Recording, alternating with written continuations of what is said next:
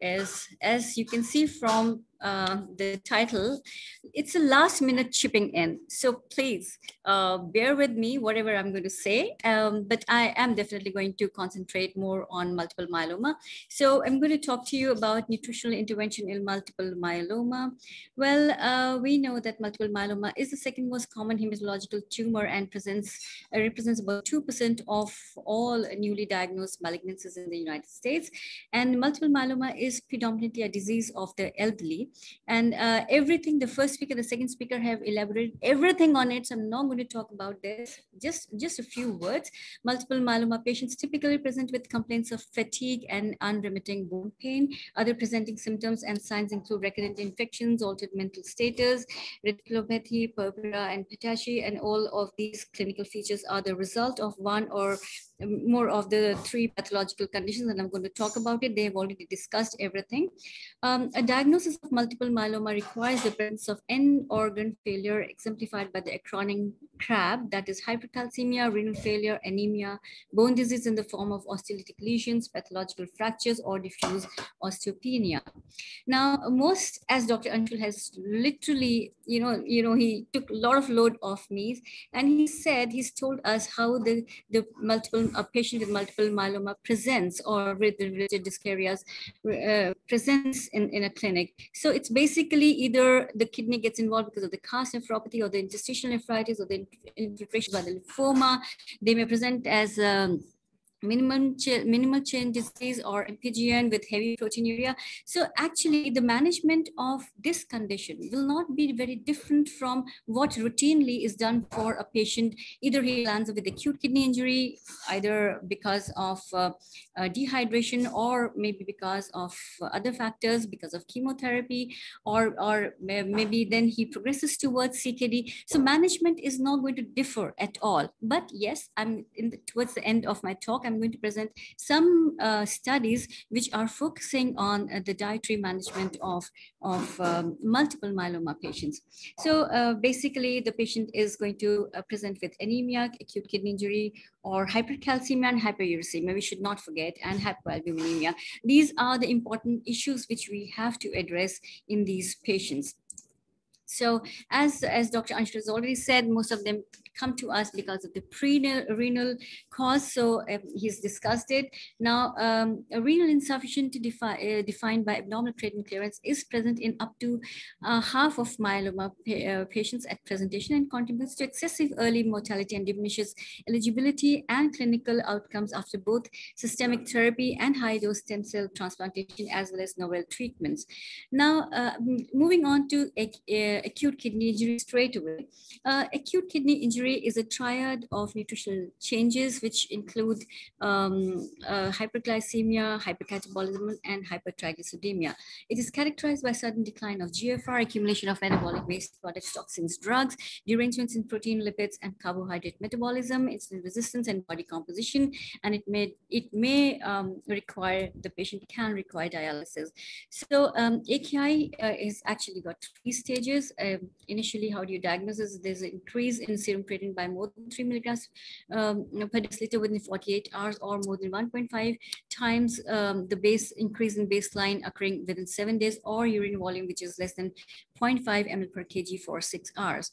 Now, this acute phase is composed of two periods. The early period defined by metabolic instability and severe increase in catabolism, and the late period defined by significant muscle wasting and a stabilization of the metabolic disturbances. The post-acute phase follows with improvement of rehabilitation or persistent inflammatory catabolic state and prolonged hospitalization.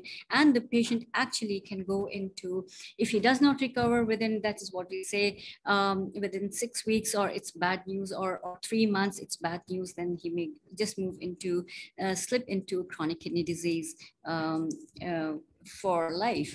So acute kidney injury is a hypercatabolic state, and which is caused because of hypercatabolism during the whole process. So hypercatabolism is actually all the factors which are causing all these things are insulin resistance, inflammatory mediators, activation of muscle protein catabolism, oxidative stress, along with acidosis, and the catabolic hormones are increased. Then if the patient is not been eating very well, then he may present with pre-existing poor nutritional status, along with inadequate delivery of nutritional substrates. So the entire thing is that the serum levels of amino acids will go haywire. There'll be excessive gluconeogenesis. There'll be changes in amino acid metabolism, and everything put together is going to lead to a loss of lean body mass.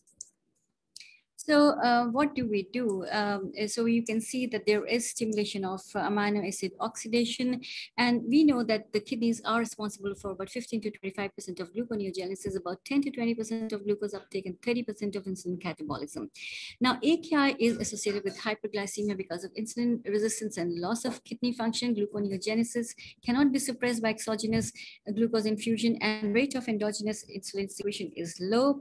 The insulin degradation is decreased in kidney, hepatic, and there is hepatic catabolism of insulin, which is also decreased. So glucose metabolism in nutshell is totally deranged. So therefore, the goals of the nutritional therapy are to achieve normoglycemia in these patients and prevent hypoglycemia. So we require a tight glycemic control to reduce morbidity and mortality in AKI. So the average blood glucose should not exceed 150 milligrams per deciliter, and we must prevent hypoglycemia. Insulin therapy should not be used to lower blood glucose to below 110 milligrams per deciliter. The patient can go into hypoglycemia. Now, lipolysis is impaired in these patients, which leads to plasma lipid changes. Activity of both peripheral lipoprotein lipase and hepatic triglyceride lipase is reduced by 50% in AKI. So plasma levels of triglycerides and VLDL levels are increased. Plasma levels of HDL and LDL are decreased, and there's reduced fat clearance following parenteral administration of lipids. But because fatty acid oxidation is preserved in AKI, therefore lipids can be used as energy substrates in AKI. Now, the traditional nutritional markers are not reliable in AKI due to hypercatabolic state. Serum proteins correlate inversely with acute phase reactants. They do not correlate with nutritional intake in a physiological stress patient. So therefore, low serum albumin or pre-albumin or cholesterol is not truly diagnostic of malnutrition because it is affected by infection, inflammation, and hydration status. And then transferrin and pre-albumin have low specificity, and the nitrogen balance studies are difficult to do. Anthropometry is not going to work because patient may be edematous. So what do we do? Now, first of all, what we try and do is classify the patient according to the substrate requirement and the extent of catabolism.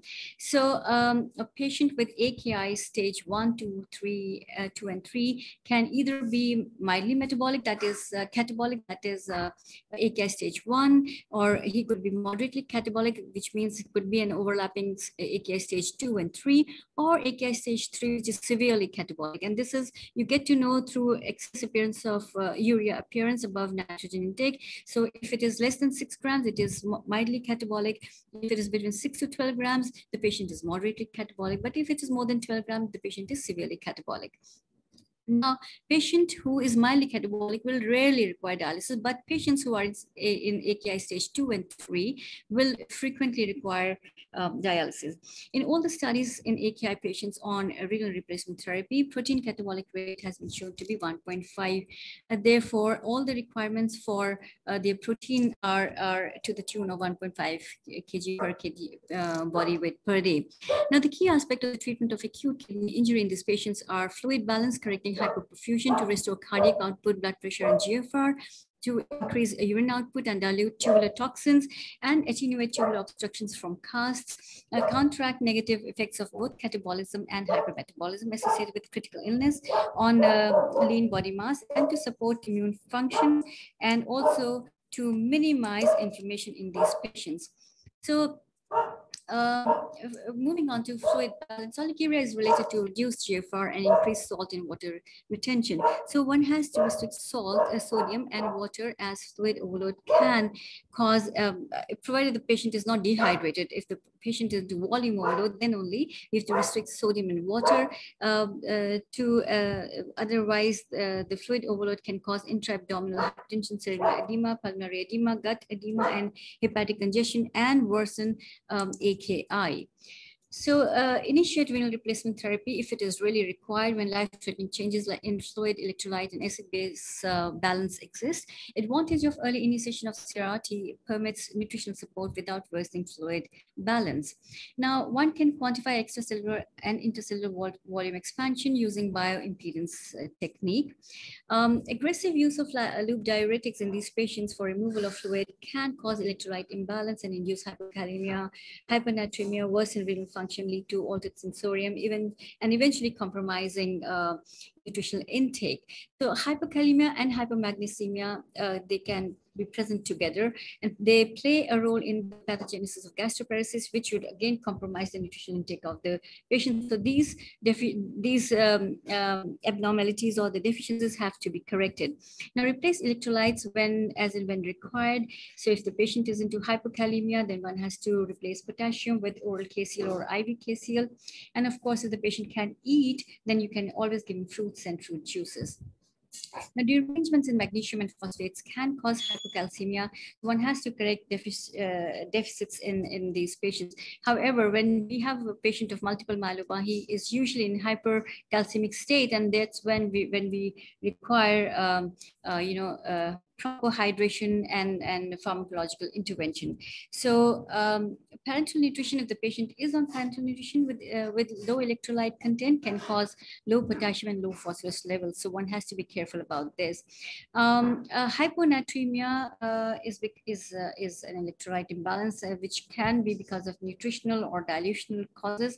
So if the patient's long-term food intake has been inadequate, then patient can have hyponatremia. For that, you have to replace salt. But if it is dilutional, then one has to, and the patient doesn't do fluid overload, then one has to go for diuretic therapy. Now, acute kidney injury is characterized by sudden onset of anorexia, lethargy, depression, vomiting. So prescribe antiemetics or prokinetic therapy half an hour before meals if a patient is complaining of nausea and vomiting. Reverse underlying cause or causes and ongoing risk factors which cause anorexia, and provide nutritional support until renal function is returned to normal. Now, hypoalbuminemia is a predictive factor for mortality for acute tubular necrosis patients, and serum albumin below 3.5 grams per deciliter is associated with higher mortality. So therefore, one has to correct hypoalbuminemia. Now, these patients usually who end up with AKI in the ICUs, studies have shown that the average mean daily calorie intake is as low as 11 kilocalories per kg body weight per day, which is really low. And now, on one hand, there's poor nutritional intake, and on the other hand, the patient is into a hypercatabolic state. So these things put together, they lead patient to the negative nitrogen balance, which is associated with worse outcome. Now, ESPEN guidelines on enteral nutrition recommend that in cases where normal food intake is inadequate, enteral nutrition by means of oral nutritional supplements and tube feeding offers the possibility of increasing or ensuring nutrient intake. Now, this figure is actually the decision tree for nutritional support in patients who have acute kidney injury. So if the decision how you're going to feed the patient depends on whether the GI tract is functioning or not. If the GI tract is functioning, it's good news. So you can start with enteral feeding, and if the goals are achieved, continue with enteral feeding. If the goals are not achieved, then integrate with parenteral feeding. However, if the GI tract is not working, then functioning, then we have to go for parenteral feeding. Well, that will depend whether the patient is going to be on parenteral feed for a short term with or without fluid restriction, or long-term fluid restriction with catabolism. So then accordingly you will decide whether it has to be a peripheral route or a central route through which you're going to feed the patient. Now, patients with renal injury frequently require volume restriction. If oral feeding is not possible, then enteral feeding should be initiated within 24 hours. Enteral feeding may be more difficult in patients with AKI because of impaired gastrointestinal motility and decreased absorption of nutrients secondary to bowel edema. So provision of nutrients via the gut lumen helps maintain gut integrity, decreases gut atrophy, and decreases bacteria and endotoxin translocations. Now, if you have a look at this figure is showing you that in AKI, the amino acid pools and amino acid utilization is really deranged. The plasma concentration of cysteine, taurine, methionine, and phenylalanine are elevated, whereas the plasma levels of valine and leucine, they are decreased. And similarly here also, you can see the non-essential amino acids become conditionally essential in this condition. Now, have a look at this table. This table is showing you the nutrient requirement of the patient according to catabolism. Now, I said in the beginning that the patients can be classified as mildly catabolic, moderately catabolic, or severely catabolic. Now, if the patient is mildly catabolic, you can just get away with 0.8 grams of protein per kg body weight per day. And this patient is not going to be on dialysis. He'll be on oral feed, so you can give him oral, regular food. And remember that you don't have to push the patient to eat, a lot of energy. So in AKI, the rule is that one has to restrict, calorie intake to 25 and nothing beyond, should not go beyond 30 in any case. So energy substrate in this patient, you can always choose as glucose. And of course, in all the patients, whether they're mildly catabolic or moderately catabolic, you have to give them vitamin supplementation, particularly the folic acid and the thiamine. Thiamine is a lifesaver in patients who are who have AKI. So you have to start with 300 milligrams dose for at least first 3 or 4 days, and then move on to 100 milligrams dose for another 7 or 10 days.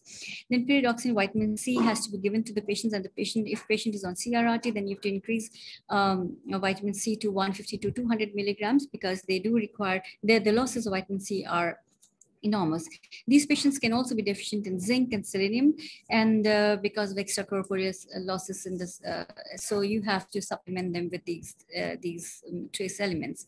Now, if the patient is moderately catabolic, you would plan his protein intake between 1 to 1.5 grams per kg body weight per day. The patient can be on both enteral and parenteral nutrition. Enteral formulas you have to give, and along with that, you can give 50 to 70% of glucose, fat emulsions 10 to 20%, and the patients can always be put on IDPN.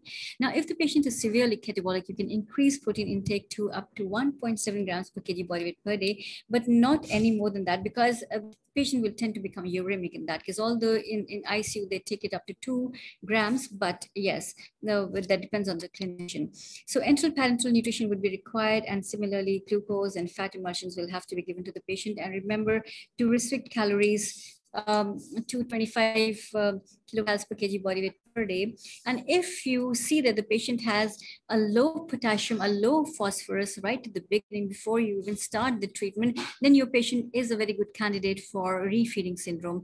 And if you feed a patient who is a candidate for refeeding syndrome with huge amounts, then you are definitely going to lose the patient. It can be fatal for the patient. So in case the patient has refeeding syndrome, you start with very, very low amount of calories, that is 10 kilocalories per kg body weight per day, and then build it up over a period of 4 to 5 weeks till your requirements are met.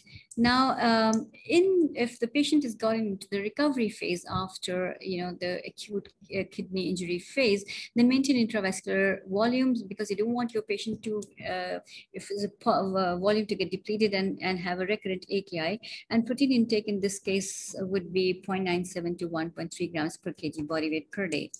Now, renal specific oral nutritional supplements can be given to these patients, and patients with AKI are at risk of, as I mentioned, trace elements like because of depletion. So it's zinc, selenium, chromium, and copper, which will have to be replenished. The standard multiple trace element preparations deliver about 1,000 micrograms per day, which can take care of additional losses attributed to CRRT. And of course, one must remember that the serum levels of vitamin A and E can be decreased in these patients, but the pediatric patients have actually shown there is a risk of hypervitaminosis A in these patients. So you have to be careful about the toxicity of vitamin A. And of course, vitamin D supplements should be given to these patients if vitamin D is deficient. Now, these are the foods of foods with the proteins of high biological value, which you can give to your patients. Now, if the patient moves into a CKD, chronic kidney disease stage after he's recovered from, he's really not recovered completely from AKI. So in that case, then you start treating him as, this, I was talking about ICU admission, if the patient is admitted in the ICU. Here now I'm going to talk about what happens if the patient has CKD with the multiple myeloma, then how do you go about it? So we actually put the patient not on a very high protein diet. He'll be put on low protein diet, which is the conservative treatment. And of course, we'll try to improve the uremic symptoms and slow progression of renal dysfunction.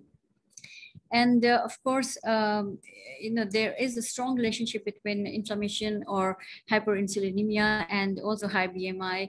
They have, the greatest increase in multiple myeloma risk factors. So a stronger positive association between inflammatory or insulinemic diets and multiple myeloma risk in lean individuals compared with overweight or obese individual leads us to understand that individuals with the greatest dietary potential for heightened inflammation and hyperinsulinemia and also high BMI have greatest increase in multiple myeloma risk.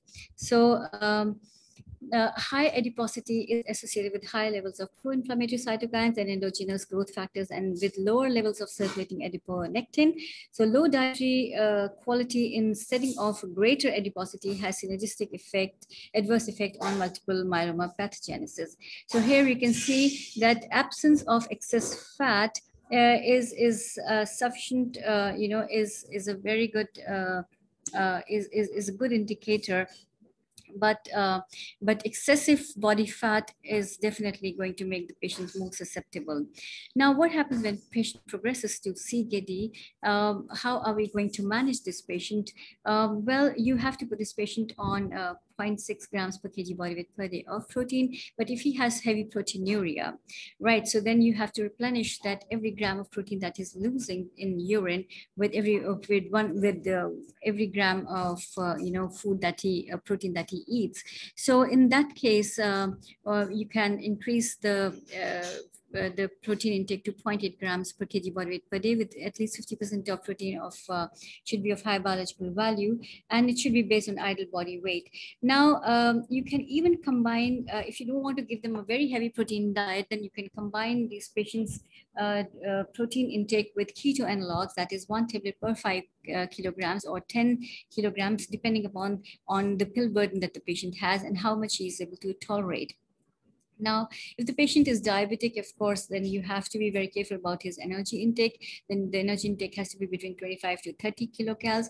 Soya protein would be good for these patients. And however, fat restriction would be required because you really can't give too much of fat to the patient because these patients would also be having hypertension. So sodium restriction would be required. That is between 1.5 to 2, less than 2.3 grams of sodium per day. And potassium, if the patient if you have the fear that the patient might get into hyperkalemia, then the prescription would be less than 1 milliequal of potassium per kg body weight per day. Calcium, of course, we have to be very careful because patients with multiple myeloma are hypercalcemic, can be hypercalcemic. Yes, they do have hypercalcemia. So one has to restrict, calcium intake in the form of supplements. Well, you can't really reduce taking, high biological protein in the sense you can't stop giving them milk and yogurt, but if required, if even the pharmacological treatments are not working, then in that case you'll have to restrict calcium intake to a great extent. Then if the patient has moved into CKD, then he has a possibility of getting another comorbidity, that is hyperphosphatemia. So in that case, you will have to restrict, high phosphorus foods. We'll have to, if the patient has gotten into CKD stage 3 or something, then we'll have to start with phosphate binders. Now, anemia has to be corrected because anemia cannot be corrected with diet. So we have to supplement iron, folic acid, and EPO. And in case of EPO-resistant anemia, then L-carnitine as well. Now, correct hypercalcemia in these patients, stop calcium supplements, as I mentioned, and these patients can also have hyperuricemia. So one has to correct this with hydration and pharmacological intervention like bisphosphonates or uric agents. And one is it's good to restrict beans and peas in these patients. Oh, okay. And well, if the patient, as we say that, it's a disease of elderlies. So the patient is about 60 years of age, then definitely you have to restrict calories because you can't pump in too many calories. So you have to restrict calories to 30 kilocalories per kg body weight per day because these patients are more sedentary. Now, a word about Dr. Dean Ornish. Well, the world of cancer changed in the year 2005 with Dr. Dean Ornish coming up with the diet and lifestyle changes developed. It was actually for prostate cancer, but now the studies are showing that this diet is good for most of the cancers, and I'm going to show you how a whole grain diet and all these things are helpful in patients who are having multiple myeloma in bringing down inflammation. So according to Dr. Dean Ornish, he includes 90 cancer-inhibiting vitamins, minerals, and herbs. These are effective in halting and reversing the progression of slow-growing but potentially fatal prostate cancer. And the new 4 basic groups that he is encouraging are fruits, vegetables, whole grains, and legumes. So according to him, the faster growing cancer can be slowed to the point that the Ornish diet will stop them. This diet can be viewed as a 3-legged stool, which with each leg representing essential aspect. Take away one leg and the stool really collapses. So here he promotes no animal products, eat only whole foods, and avoid fatty vegetable foods. Now, the 3 legs of this stool are no animal products, as I just mentioned, eat only whole foods, eliminate all added sugars and corn syrup and all grain products that aren't whole grains and oils, and sugars natural present in food is okay, like you have in pears, grapes, dates, and raisins that you can take very well. Now, survival of multiple myeloma has improved significantly in the last 15 years with newer therapies. So now focusing only on multiple myeloma, these are few studies I'm going to quote on specific dietary components and risk of multiple myeloma. So this is a study by Lee et al. On dietary pattern risk of multiple myeloma in 2 large prospective US cohort studies, and this had a huge cohort of say 70,000 women and about 48,000 men. And in this, what they did, this study was actually the first evidence for the role of diet with high inflammatory or insulinemic potential in multiple myeloma development. So we take a lesson from this diet. The participants with a high alternate healthy eating index or DASH diet or Mediterranean diet and prudent pattern tended to have lower BMI, high physical activity, lower intakes of red and processed meat, refined carbohydrates and sugar, sweetened beverages, and higher intakes of whole grains, fruits, and vegetables. But the Western pattern of EDIP, EDER, and ETE showed opposite trends in general with no marked differences by sex. Now, this table, there are lots of tables I'm going to show, but I'm going to skip them. I'll just explain this particular one in which the alternate healthy eating index, it emphasizes on consumption of vegetables, fruits, whole grains, nuts, legumes, long-chain omega-3 fatty acids, and unsaturated fatty acids, and lower consumption of sugar, sweetened beverages, red and processed meat, sodium, trans fats, and moderate alcohol, all these things will eventually help your patient recover fast. And this is actually an anti-inflammatory diet. Now, red meat, beef, saturated fat, creamy soups, and margarine are associated with hyperinsulinemia. So one has to prevent this because these are all going to push the cancer to grow. So the 10 foods which have positively been recognized are these animal products.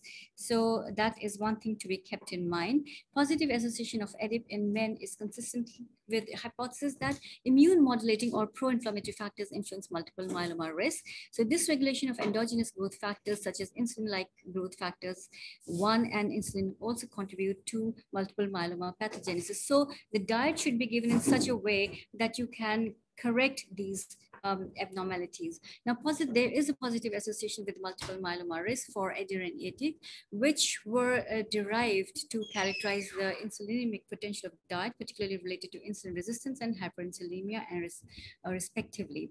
And here you can see such high inflammation in these patients. The multiple myeloma patients have highest serum IL-6 levels. Here also you can see this, and these charts are all showing that the diet has a real bearing on whether the CRP levels is going to bring down, or they're not going to increase, or the IL-6 and other cytokine levels are going to increase. So IL-6 or IL-18 and two of these found positive associations with patterns high in red and processed meat and low in vegetables and fruits. So patterns inversely associated with CRP concentrations were characterized by high loadings of fruits and vegetables and whole grains or fish. So this is what you should be telling your patients to eat. Now, this is the same thing, IL-6 and IL-8, these are, positive association with, patterns high in red processed meat. So all kinds of studies, different kinds of studies, and this is the summary of all the studies, which is this table is showing you that these are the foods on the left hand side, and these are these increase inflammation, insulin resistance, and hyperinsulinemia. So there is a positive relationship with multiple myeloma. The literature on diet and multiple myeloma risk is limited, but suggests greater consumption of fish and cruciferous vegetables and less consumption of desserts and sweets, which may lower risk for multiple myeloma and its progression. Now, this is another paper by Linda Morris Brown, on diet and nutrition as risk factors for multiple myeloma among Blacks and whites in the United States. And all it is saying that is that, BMI, calorie intake, and meals per day, they are all related with elevated risk for multiple myeloma and BMI defined as overweight. So protective effect of high consumption of some vegetables, with the exception of legumes in Blacks, reduced risk was associated with frequent consumption of cruciferous vegetables amongst white men and women, and among Black women, but not Black men. A greater percentage of Black than white men controls were in the highest category of, greater than 4 servings per week. And so significant trend, there is a significant trend of increasing risk with increasing intake of cholesterol that was evident for white. So one has to control intake of egg yolk in these patients. Now, excuse me, right. Okay, so I have to go back to here. Right here, and so this is yet another. This is a part of the study which is showing the odds ratio for multiple myeloma in whites and Blacks according to a consumption level of selected foods and food groups. And well, you see that basically the non-vegetarian food is what is not really good for our patients. And here there's a significant positive gradient in risk of risk with consumption of vitamin C from fruits and fruit juices in these patients. So you can't supplement these patients. You have to give them antioxidants anyways. So vitamin supplementation is important. Use of any vitamin supplement is associated with reduced risks in whites, and a significantly reduced risk was observed for use of vitamin C supplements by whites, whereas in the Blacks, they did not see this reduction. Excess calorie intake and obesity may add to immunogenic response that are involved in the development of this malignancy. Well, as I have already mentioned, cruciferous vegetables are good, and vitamin C is good for our patients. Now, high intake of whole grain foods. This is a very interesting study. Whole grain foods intake and cancer risk. It was published in Human Cancer, a Journal of Human Cancer. And this says that high intake of whole grain foods consistently reduce risk of neoplasm. The consistency of the pattern observed indicate that in this population, higher frequency of whole grain food intake is indicator of reduced risk of several neoplasms. So taking lessons from these studies, whole grains have various micronutrients and rich non-nutrients that are lost in the refining process and may have benefit in preventing cancer.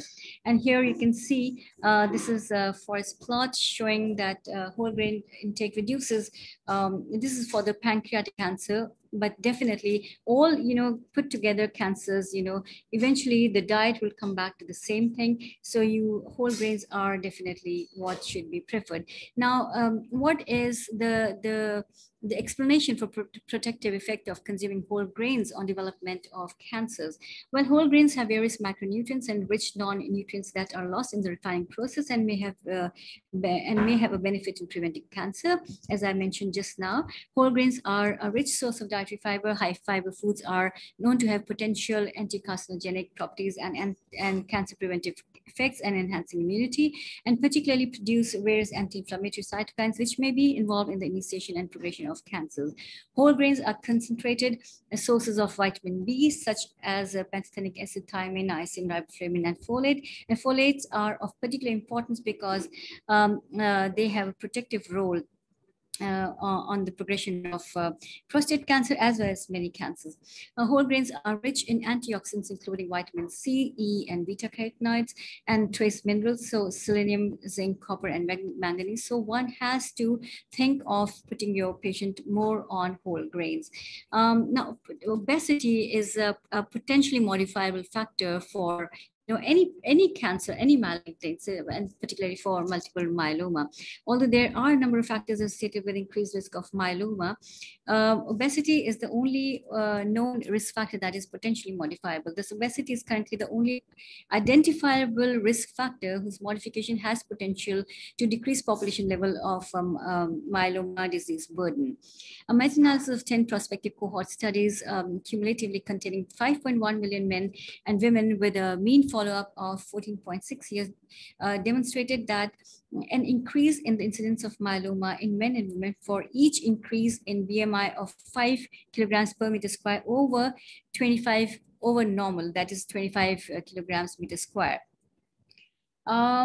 And then accumulation of adipocytes in bone marrow with aging and with a high fat diet is well accepted. That impact on this population hematopoiesis is controversial, as data have been reported that not only correlate increases in adipocytes with hematopoietic dysfunction, but also that diet-induced obesity enhances hematopoiesis and lymphopoiesis, at least in mice. So fat should be given according to step 1 diet. It should be restricted. Now, we've spoken about inflammation. A word about uremic toxins, that's my favorite thing. So alterations of gut microbiota accelerates multiple myeloma progression by increasing the relative abundance of nitrogen recycling bacteria. This is a publication by Jean et al. To explore the potential connections between the gut microbiome and multiple myeloma shotgun genomic sequencing of fecal samples, which was performed from 19 patients with newly diagnosed multiple myeloma and 18 gender and age-matched healthy controls. So if you have a look at this figure is actually telling you that the gut microbiome in patients with multiple myeloma plays an active role in malignant progression of multiple myeloma mechanisms, in which the accumulated urea or ammonia and the descending renal function during multiple myeloma progression alter the intestinal bacterial composition, resulting in the preferential proliferation of nitrogen recycling bacteria. Urea is effectively hydrolyzed and used to synthesize L-glutamine, and that is delivered to the host, thereby accelerating the development of multiple myeloma. So as it is, in CKD, dysbiosis is something which is the real end thing to prevent progression of cardiovascular disease and decline in renal function. So Klebsiella pneumoniae promote multiple myeloma progression via de novo synthesis of glutamine in mice. And here you can see, so one has to avoid, foods which are rich in glutamine, like avoid meat, seafood, protein, drinks, nuts, and peas and beans. And this is again the same thing, showing you a significant difference in the bacterial composition between the multiple myeloma samples and those of the healthy controls. So multiple myeloma enriched bacteria result from accumulated,